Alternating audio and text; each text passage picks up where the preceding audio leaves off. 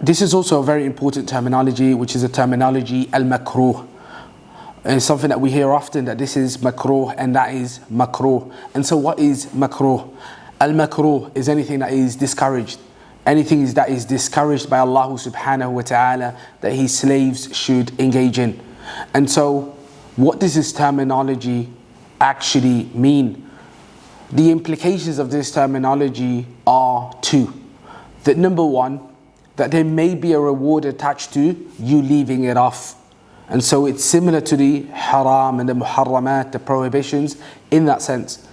And again, this is not every single person that attains reward as a result of not doing things that are discouraged, but it has circumstances and conditions for you to be rewarded for leaving it off. And the second implication is that there is no punishment attached to it. There is no punishment attached to it, meaning that if you were to do it, then you would not be punished. And so that is the implication of this terminology.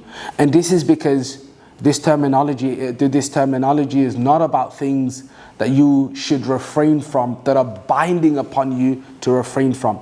That is a must for you not to do, because those are the prohibitions of Allah subhanahu wa ta'ala. Those are the muharramat. As for the things that are being discouraged, then it is better for you not to do. You're encouraged to not to do them. But if you were to do them, there is no punishment attached to it, and Allah subhanahu wa ta'ala knows best.